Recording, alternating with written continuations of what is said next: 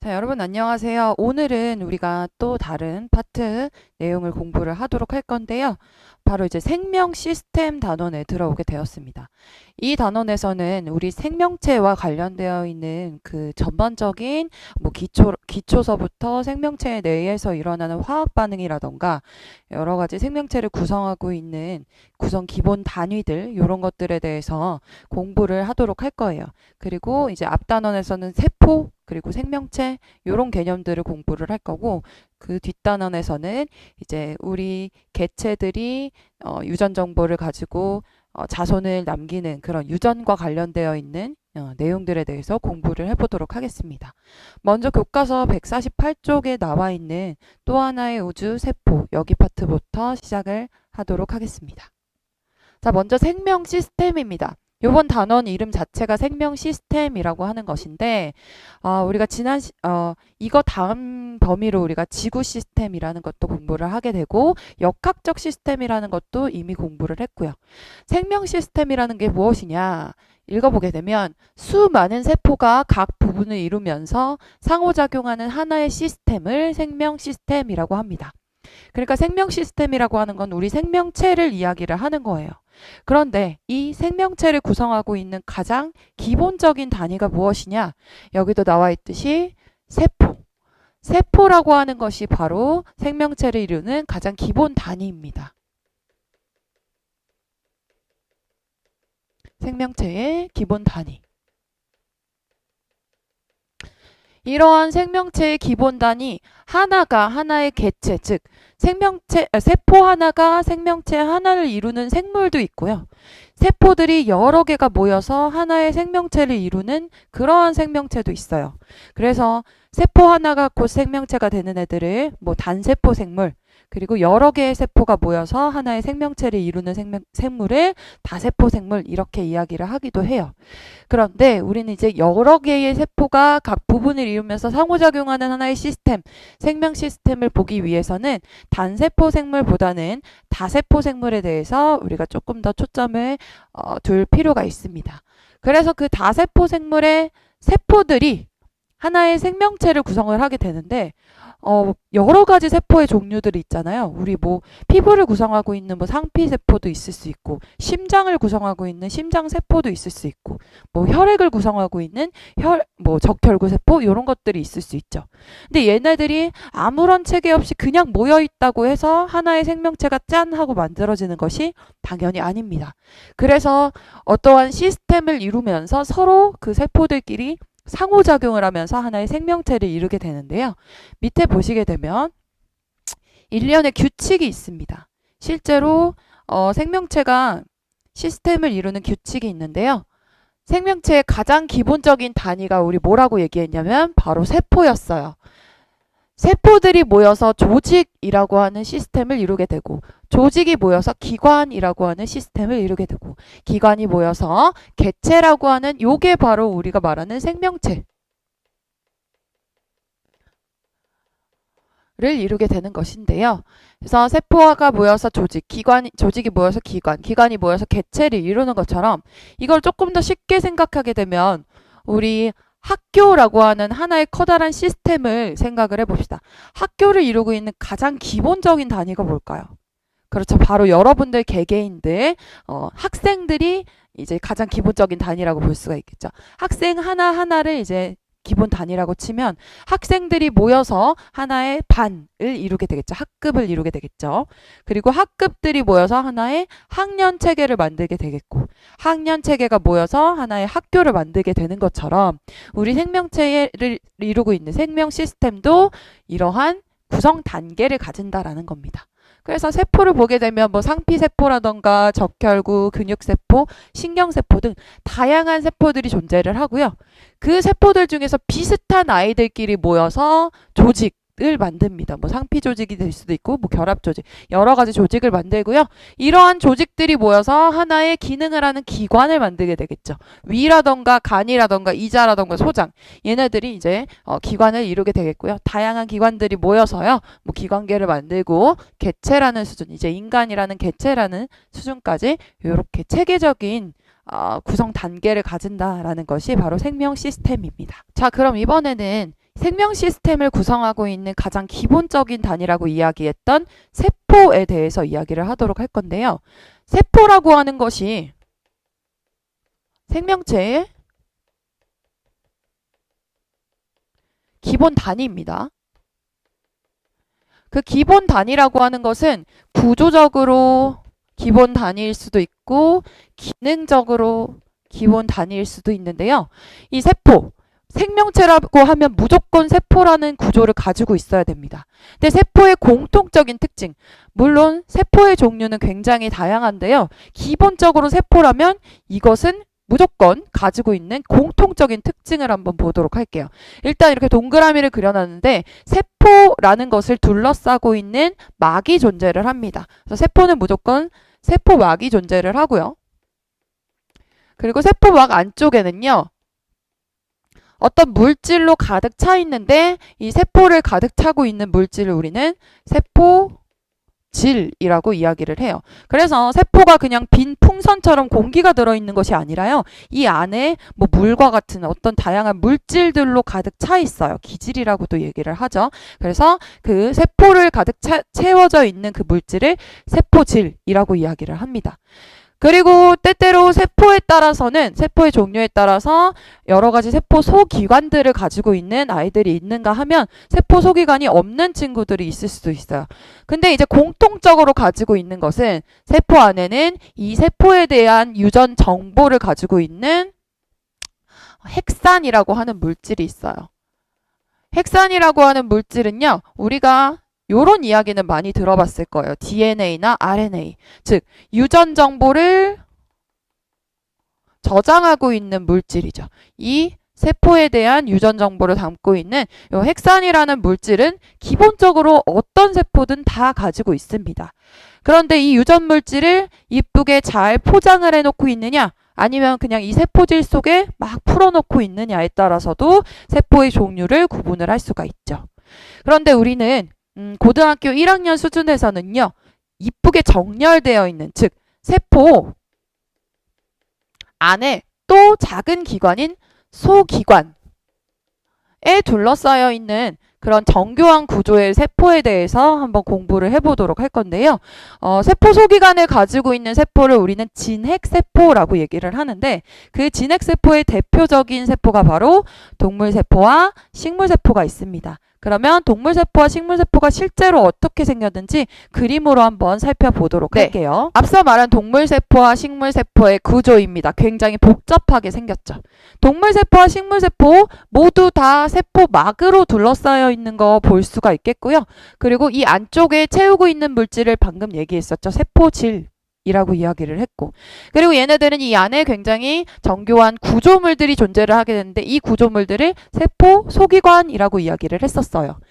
그래서 이제 공통적으로 가지고 있는 핵이라던가 뭐 소포체라던가 골지체라던가 이런 공통적으로 가지고 있는 세포 소기관이 있는가 하면 동물세포가 가지고 있지 않는데 식물세포에는 존재하는 세포 소기관, 예를 들면 뭐 엽록체라던가 아니면 식물세포 같은 경우에는 세포막 바깥쪽에 하나의 막이 더 있죠. 요거 세포벽.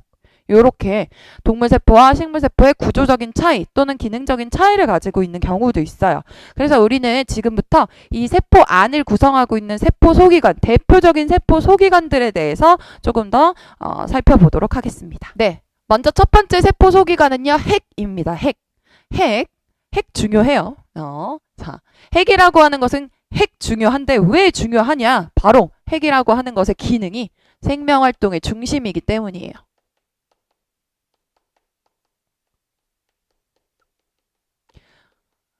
왜 그러느냐? 아까도 이야기를 했어요. 모든 세포라고 하면 세포막이 있고 그 안에 세포질이라고 하는 물질들이 채워져 있고 핵이라는 구조가 있든 없든 간에 그 안에 무조건 있어야 되는 물질이 바로 유전 물질인 핵산이 있어야 된다라고 얘기를 했는데요. 그 핵산 속에 세포에 대한 모든 정보가 들어있다라고 얘기를 했는데 바로 진핵세포인 요런 아이들 같은 경우에는 핵 속에 그 유전 정보를 담고 있기 때문이에요. 유전 정보를 담고 있다.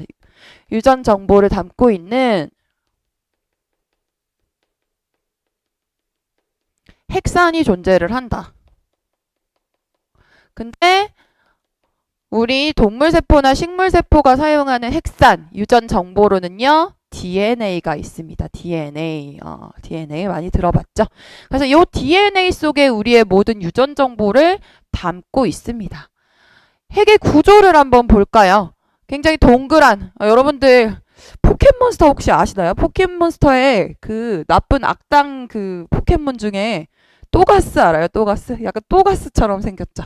그래서 이렇게 막으로 둘러싸여 있고 중간중간에 구멍이 있어요. 그래서 이렇게 중간중간에 구멍, 요 구멍의 이름을 핵의 구멍이다라고 해서 핵공이라고 합니다. 그래서 핵공을 통해서 물질이 왔다 갔다 핵의 안쪽으로 들어올 수도 있고 바깥쪽으로 나갈 수도 있고 이렇게 물질의 출입이 조절이 되는 걸 볼 수가 있습니다. 생긴 건 이런 식으로 생겼고요. 이 안에 조금 더 진하게 염색된 부분을 인이라고 얘기를 하고 뭐 이 안에 우리의 유전 정보를 담고 있는 DNA가 존재를 하게 되는데 실제로 이 DNA 같은 경우에는 핵 속에 어떤 상태로 존재를 하냐면 염색 사의 형태로 존재를 하게 됩니다. 그런데 얘네들이 만약에 세포 분열을 하게 되면 염색 체라고 하는 형태로 응축이 되는 걸 볼 수가 있어요. 이런 자세한 내용들은 생명과학 1에서 다루도록 하겠습니다. 우리는 핵의 기능 정도 그리고 어떻게 생겼는지 이 정도만 기억을 해두시면 될 것 같습니다. 네, 다음 세포 소기관으로 넘어갈게요. 자, 두 번째 세포 소기관은 바로 리보솜이라고 하는 아이입니다. 실제로 리보솜의 구조를 현미경으로 관찰을 했어요. 뭔가 피지처럼 지저분하게 생겼죠. 근데 이게 지저분한 게 아니라 굉장히 우리 몸에서는 중요한 작용을 하는 아이입니다. 이 리보솜이라고 하는 것이 어떤 기능을 담당하냐면요. 얘의 기능은 단백질을 합성하는 장소예요.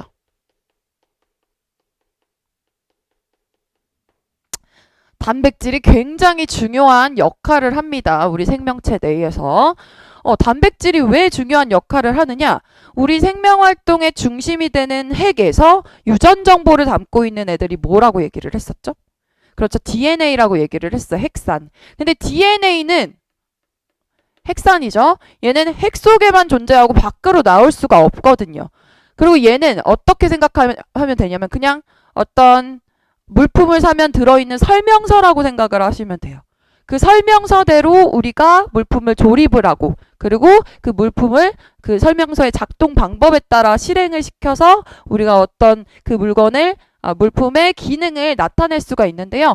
우리 생명체도 마찬가지예요. DNA에 우리의 유전 정보가 저장이 되어 있는데 DNA만 있으면 얘가 이 유전 정보를 우리가 실제로 그 기능을 나타낼 수가 없는데요. 그 DNA에 있는 정보의 기능을 나타내게끔 만들어주는 물질이 바로 단백질이에요. 그래서 얘가 실제 그 유전 정보에 따른 기능을 할 수 있는 게 바로 단백질인데 그 단백질을 만드는 장소가 바로 어디다? 리보솜이다 라는 것입니다. 즉 조금 더 자세하게 설명을 하자면 DNA의 유전 정보에 따라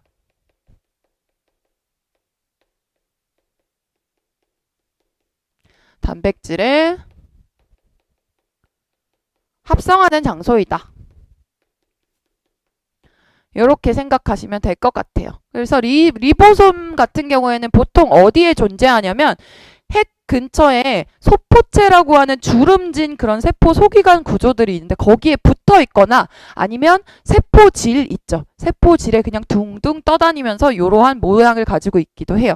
이 구조를 확대를 해서 나타낸 것이 이렇게 생겼어요.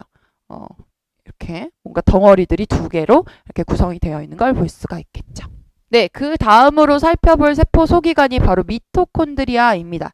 실제 미토콘드리아를 현미경으로 관찰하면 이러한 모습을 가지고 있고요. 이 모습을 토대로 3차원적인 구조로 나타낸 그림이 바로 이 그림인데요.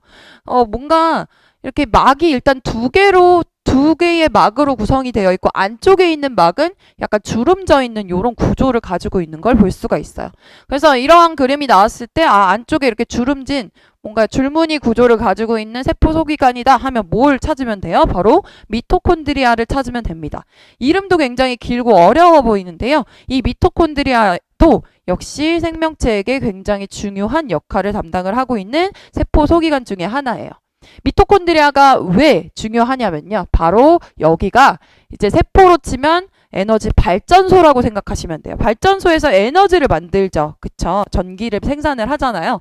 그런 것처럼 세포가 생명활동을 할 수 있게끔 그 원동력을 제공하는 에너지를 생성하는 장소예요. 그러면 에너지를 어떠한 방식으로 생성을 하느냐? 우리가 에너지를 내기 위해서 뭘 하죠? 일단 밥을 먹죠. 그쵸. 양분을 섭취를 하는데 그 밥이 그대로 우리 몸에 흡수가 돼가지고 그냥 얘네들이 에너지로 사용이 되는 게 아니라 우리 생체 내에서 활용될 수 있는 에너지의 형태로 전환이 되어야 됩니다. 그 과정이 바로 미토콘드리아에서 일어나게 되는 거예요. 그래서 생체 내에서 실제로 사용하는 에너지의 형태의 이름이 ATP라고 하는 에너지를 만들게 되는데요. ATP라고 하는 에너지를 어떻게 만들게 되느냐? 미토콘드리아에서는 세포 호흡이라고 하는 과정을 통해서 ATP를 생성합니다. 세포 호흡이라고 하는 거는 이제 조금 그냥 간략하게 얘기를 하자면 우리가 영양소 중에 이제 대표적인 거 포도당이거든요. 포도당을 분해를 하게 되어서 작은 물질들, 뭐 요런 물질들이 만들어지게 되는데 요 과정에서 물질이 분해되는 과정에서 에너지가 다량으로 방출이 됩니다. 그 방출된 에너지의 일부를 우리가 ATP라고 하는 생체 에너지의 형태로 저장을 하게 되는 요 과정을 우리는 세포 호흡이라고 얘기를 합니다. 그래서 미토콘드리아에서는 ATP라고 하는 에너지를 생성을 하는데 세포 호흡이라는 그런 화학 반응을 이용을 하는구나 라는 정도로 여러분들이 정리를 하시면 되겠습니다. 네, 그 다음으로 살펴볼 세포 소기관은 바로 엽록체입니다. 자, 엽록체 같은 경우에는 아까 동물 세포에서는 관찰을 할 수가 없었고 어떤 세포에만 존재했나요? 네, 맞아요. 엽록체는 식물 세포에만 존재를 해요.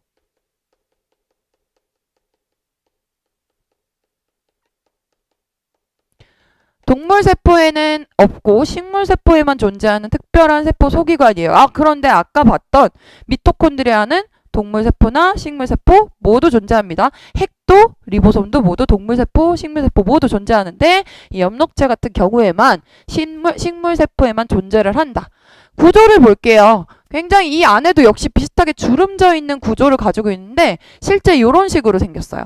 마치 동전 같은 것들을 쌓아 올린 탑들이 여러 개가 연결되어 있는 그런 구조를 하고 있죠. 이 안쪽에. 이게 바로 엽록체예요. 그래서 보통 미토콘드리아 같은 경우에는 이런 식으로 나타내고요. 그러니까 단순한 그림으로. 엽록체 같은 경우에는 돌탑 쌓아놓은 것처럼 이런 식으로 나타내는 걸 볼 수가 있어요. 네. 어쨌든 간에 엽록체 같은 경우에는 식물세포에만 존재하면서 어떤 기능을 수행하냐면요. 바로 광합성이라고 하는 식물에게는 굉장히 중요한 기능을 수행을 하게 됩니다. 자, 광합성이라는 것이 무엇이냐? 뭐 초등학교 때도 배웠을 수도 있어요. 근데 이제 광합성이라는 것은 빛을 이용해서 우리가 원하는 양분을 합성하는 과정을 광합성이라고 얘기를 해요. 그래서 요거는 뭐 시험에 안 나오지만 여러분들이 이해를 돕기 위해서 광합성 반응식을 한번 써보도록 할게요. 자, 광합성을 하기 위해서는 이산화탄소가 필요하고요. 물이 필요합니다. 물론 6분자씩 필요해요. 얘네들이요. 이산화탄소랑 물로부터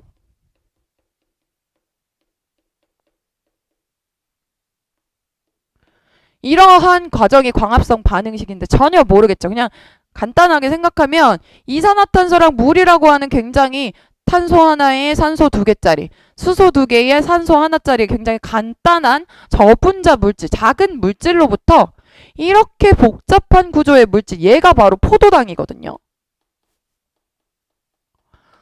포도당을 만드는 요 과정이에요. 포도당이라고 하는 것은 우리가 알고 있는 영양소죠. 영양분. 얘네들은 영양분인가요? 영양분이 아니에요. 영양분이 아닌 물질로부터 영양분을 스스로 만드는 거예요. 무슨 에너지를 이용해서? 빛 에너지를 이용해서. 빛 에너지를 이용해서 양분을 스스로 합성하는 과정을 우리는 광합성이라고 하는데 그 광합성 과정이 일어나는 장소가 바로 여기 엽록체라고 볼 수가 있어요.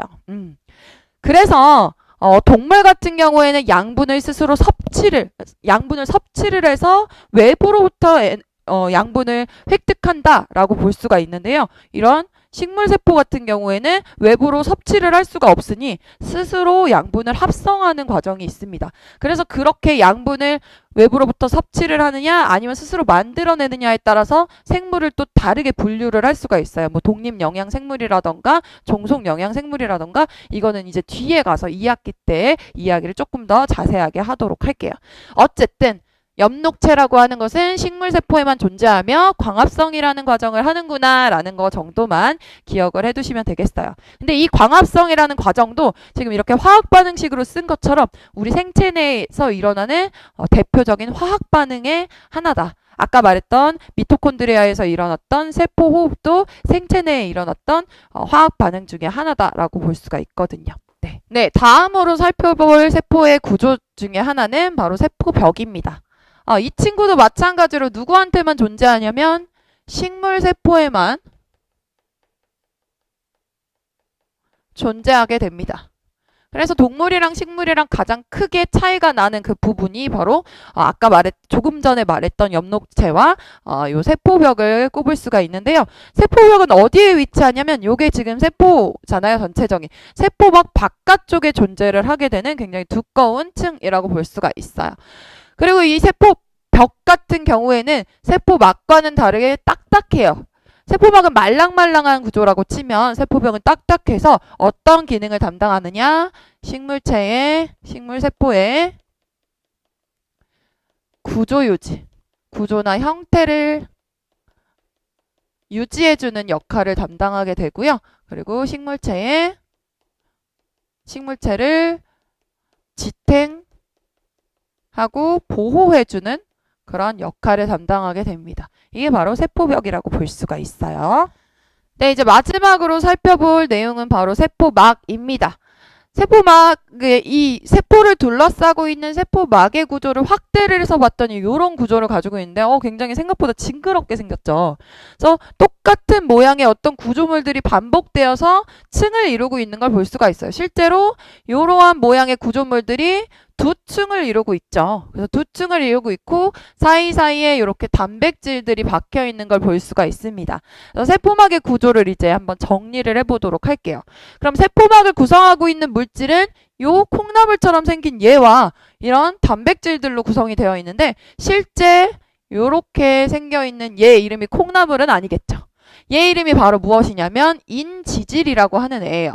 왜 이름이 인지질이냐면 지질 아시죠? 지방 기름덩어리인데요. 여기 머리 부분이 인산기를 가지고 있다 해서 인이라고 얘기를 하고 그리고 밑에 있는 꼬리를 지방산이라고 얘기를 해서 지질이라고 이야기를 합니다. 그래서 인지질은 인산기가 들어있는 머리 부분과 그리고 지방산 꼬리로 구성되어 있는 이렇게 생겨있는 구조라고 볼 수가 있어요. 그래서 인지질 같은 경우에는 이 머리 부분은 물이랑 굉장히 친해요. 그래서 친수성을 가지고 있다 라고 볼 수가 있어요. 친수성이라고 어렵게 생각하지 말고 물이랑 친하구나. 머리는 물이랑 친하구나. 근데 반대로 여기 밑에 있는 꼬리 부분은요. 물을 싫어해요. 그런 걸 이제 소수성이라고 얘기를 하거든요. 어려운 용어는 기억 안 하셔도 돼요. 그래서 물과 친한 부분과 물과 친하지 않는 부분으로 구성이 되어 있습니다. 그리고 얘네들이 이 세포막을 구성하고 있는 이 인지질이라고 하는 것은 한 층으로만 구성되어 있는 게 아니라 몇 층으로 구성되어 있대요? 두 층으로 구성이 되어 있어요. 그래서 세포막을 이루고 있는 기본적인 구조는 인지질이 몇 층을 하고 있다? 이중층을 하고 있더라. 인지질 이중층 구조를 가진다라고 이야기를 합니다. 그리고 사이사이에 막 단백질들이 박혀 있는 걸 볼 수가 있습니다. 그런데요, 이 세포막 같은 경우에는 아까 봤던 세포벽과는 다르게 약간 말랑말랑하다라고 얘기를 했어요. 즉, 세포막 같은 경우에는 이 인지질이 여기에 자리에 딱 하고 고정되어 있는 것이 아니라 얘네들끼리 서로 자리도 바꿀 수 있고 요 사이사이에 박혀있는 단백질들이 이동을 할 수도 있습니다. 즉 이러한 특징을 뭐라고 얘기를 하느냐? 유동성을 가지고 있다. 고정되어 있는 것이 아니라 우리 약간 유동성을 가지고 있다라고 부릅니다.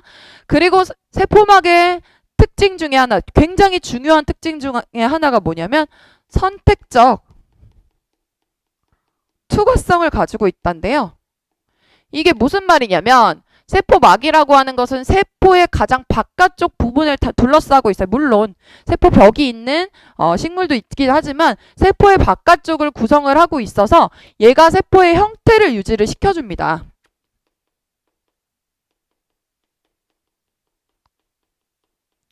그러니까 세포의 형태, 이게 세포구나, 여기서부터 여기까지가 세포구나 라는 것을 알려주는 그러한 구조인데요. 얘가 그러한 그 세포의 형태를 유지하는 것뿐만 아니라 세포를 통해서 안쪽으로 세포 밖에 있던 물질이 들어올 수도 있고 안쪽에 있던 물질이 나갈 수도 있겠죠. 즉 세포막을 통해서 물질이 출입을 할 수가 있는데 아무 물질이나 들어오면 우리 세포가 과연 건강하게 유지가 될 수 있을까요? 그렇지 않겠죠. 그리고 뭐 우리 세포 안에 존재를 해야 되는데 막 다 나가버리게 되면 또 안 되겠죠. 그래서 이 세포막 자체가요. 아무 물질이나 들어오거나 나가는 것을 방지하기 위해서 선택적으로 물질을 투과시킬 수 있는 선택적 투과성을 가지는 특징을 가지고 있습니다. 우리 교실도 마찬가지잖아요. 아무나 우리 막 못 들어오게 하죠. 우리 막 예를 들어서 우리 1학년 형반 교실이라고 생각을 하게 되면 형반 친구들과 그 교과 선생님들과 형반 담임 선생님만 들어올 수 있는 거죠. 아무나 뭐 술 취한 아저씨가 들어오게 되면 당연히 안 되는 거죠. 그런 것처럼 세포도 아무 것이나 들어올 수 있게끔 하는 것이 아니라 선택적으로 물질 출입을 조절한다라고 생각하시면 돼요. 그래서 물질 출입이 조절된다. 이런 것을 생각할 수가 있습니다. 그래서 이게 세포막이 가지고 있는 가장 중요한 특징 중에 하나입니다. 네. 우리가 세포막까지 해서요, 생명체를 구성하고 있는, 즉, 세포를 구성하고 있는 세포 소기관들에 대해서 공부를 했는데, 다음 시간에는 어떤 내용을 공부할 거냐면, 이 세포막을 통해서 물질들이 방금 출입을 하는데 선택적인 투과성을 가지고 있다라고 얘기를 했어요. 그런 선택적인 투과성에 기반하여 세포막을 통해서 물질이 어떠한 방식으로 출입을 하는지 세포막을 통한 물질의 출입 방식에 대해서 공부를 하도록 하겠습니다. 오늘은 여기까지 할게요.